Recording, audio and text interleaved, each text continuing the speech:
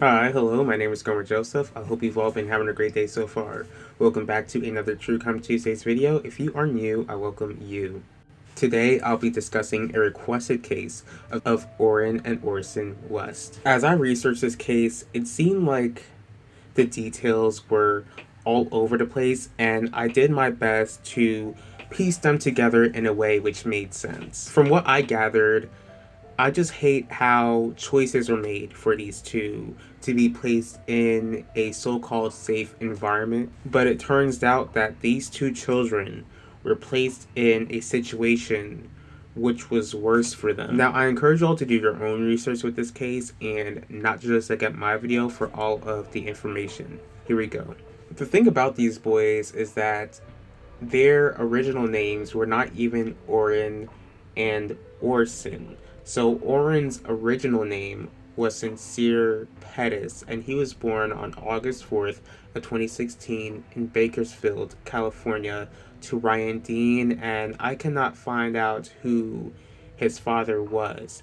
Now, a year later, his mother Ryan would have a son named Classic, who would later be renamed Orson. Now, Classic was born on June 11th of 2017 and was fathered by Charles Pettis. Here's where things do get tragic. Now, Ryan, who is Sincere and Classic's mother, lost custody of Sincere because there was concern about this broken leg of his, and it seemed like he broke his leg while being cared by Classic's father, Charles. And here's the thing, like, when it comes to kids, like, accidents happen, and I would think that would like be the first thing that would come to your mind, but CPS felt like it was more than an accident, and I'm gonna assume that they thought Charles purposely hurt Sincere. 11 days after Ryan gave birth to Classic, he was also taken away and placed into the foster home. Now, we all know that the foster care system doesn't really have like a good reputation, but thankfully the boys were able to stay together, and while they were in these foster homes, in these different foster homes, Ryan was allowed supervised visitation, but she still had plans to get custody of her boys. Eventually, Sincere and Classic would be placed into the home of Trezell and Jacqueline West. Now, they were the boys' foster parents in 2018, but a year later, Trezell and Jacqueline would adopt the boys legally. Now, Trezell and Jacqueline, they did have 4 children of their own. They had 2 biological kids and 2 adopted kids, and would eventually move to California City in 2020. Here is what is extremely strange about this whole adoption process. Let me go ahead and start off by saying that once Trezell and Jacqueline adopted the boys, that's when Sincere was renamed Orrin and Classic was renamed Orson. Now, according to Ryan, it seems like when Trezell and Jacqueline were the boys' foster parents, that was pretty much the last time that she saw the boys, and she last saw the boys in 2018. What is extremely strange is that she states how she didn't know that Orrin and Orson were even legally adopted, or that their names were changed at all, which I really can't wrap my mind around because I just don't understand how it was even legally possible for Trezell and Jacqueline to legally adopt the boys without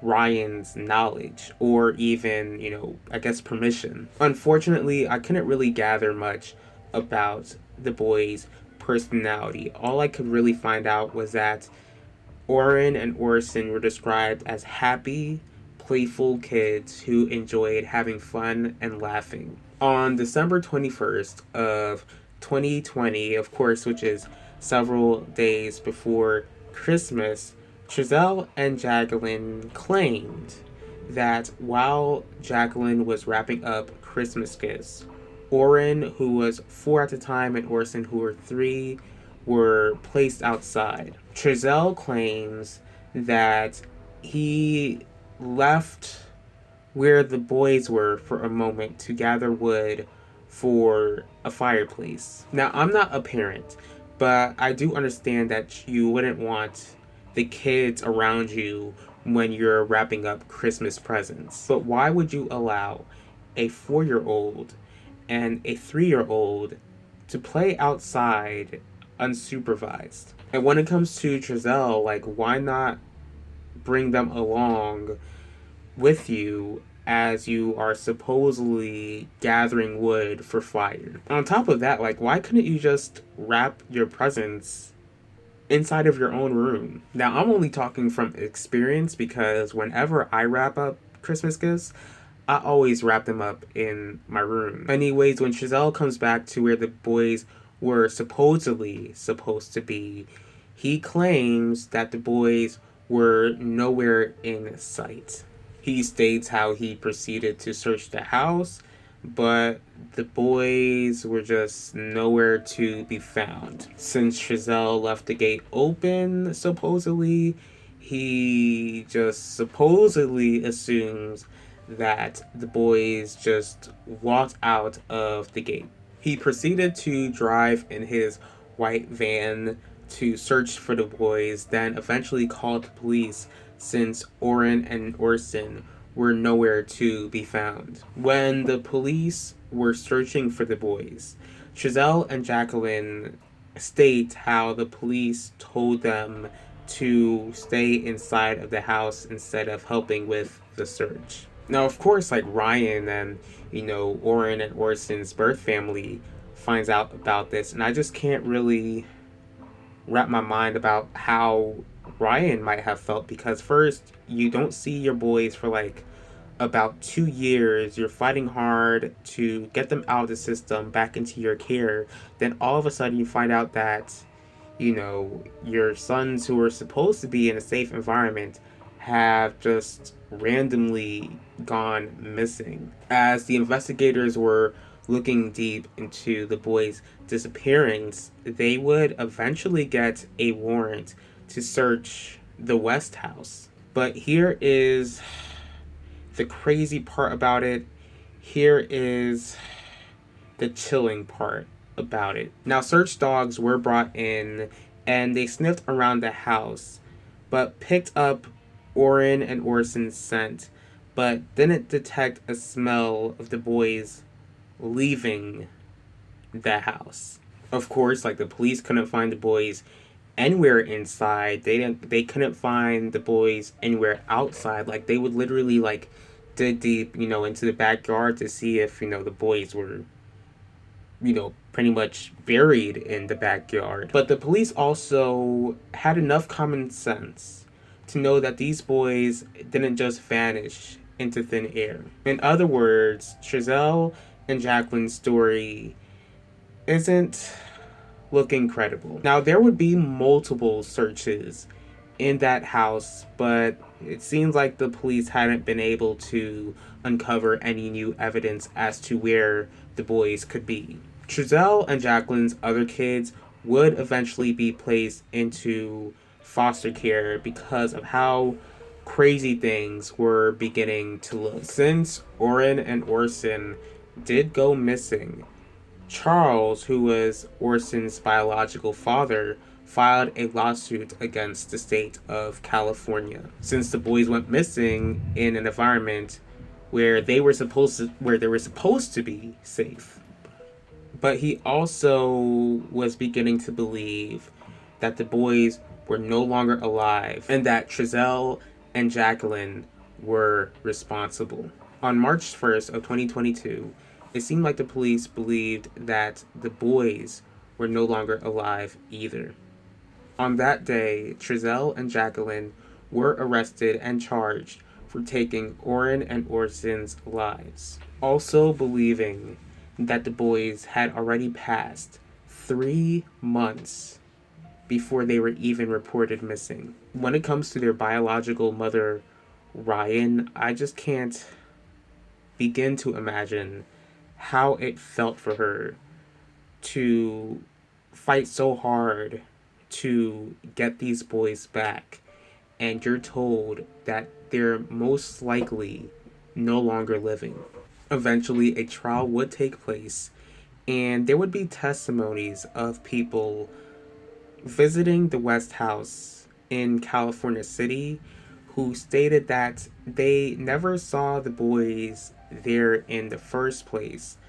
But I mean, I'm just like very confused about how the boys were not seen in the house when the dogs picked up the set. Yeah, I just don't even know what to even think about that. Like, I'm trying to go ahead and make sure that my mind doesn't go into very dark places. There was really a lot going on with this trial, but there was this one vital, chilling testimony from the oldest son of Trezell and Jacqueline. The eldest son would speak about how Orrin and Orson were being mistreated and harmed by Trezell and Jacqueline, even stating how one morning he woke up finding Orrin's lifeless body on the ground, and when he touched Orrin,